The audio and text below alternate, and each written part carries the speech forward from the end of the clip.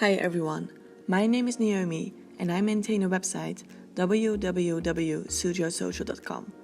Based on my experience, adapting and understanding to Chinese culture and lifestyle can be a challenge. Well, I will help you to make your life a little bit easier here in Suzhou with my practical survival 10-step guide. I will show how you get a SIM card, open a Chinese bank account, order food, and many more. Hopefully, I didn't forget any important steps, but if I did, please let me know in the comments below. This will definitely help others. Okay, well, let's get started now.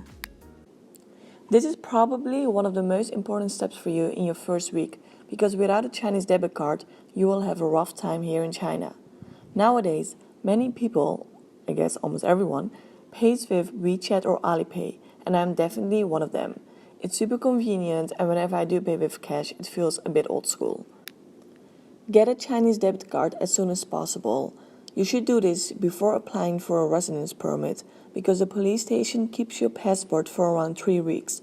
Also, I don't quite understand how it works, but last year several banks in Suzhou stopped giving debit cards to foreigners, saying they had no debit cards left and students had to wait for a couple of months to get one.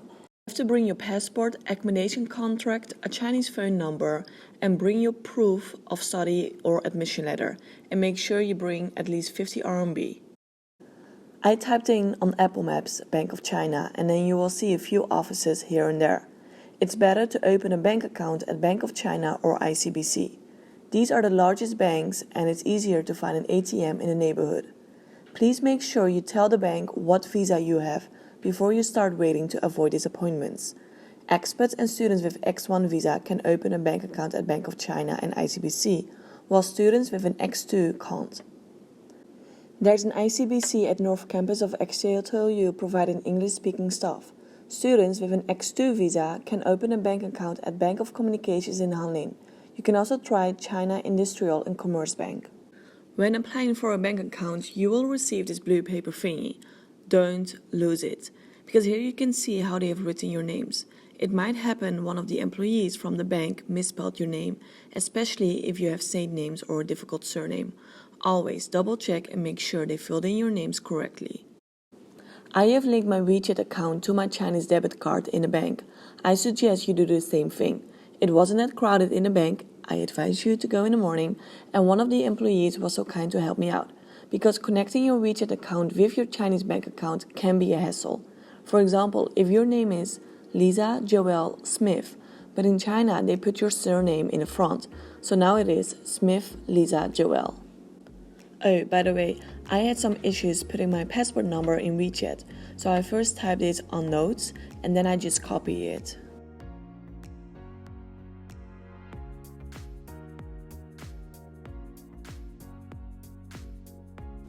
Well, hopefully you manage it and now you have a Chinese bank account. You can also download one of the apps so you can always check how much money you have left on your account. I know some people downloaded the app in the bank and the staff were so kind to explain it. Since you have a Chinese debit card, you can basically do everything. You can pay with Wechat, you can order cabs, train tickets, flights, movie tickets, you can transfer money, you can give money, you can do everything. This was video 2, so let's continue with the next video of our Suzhou Survival 10-step guide.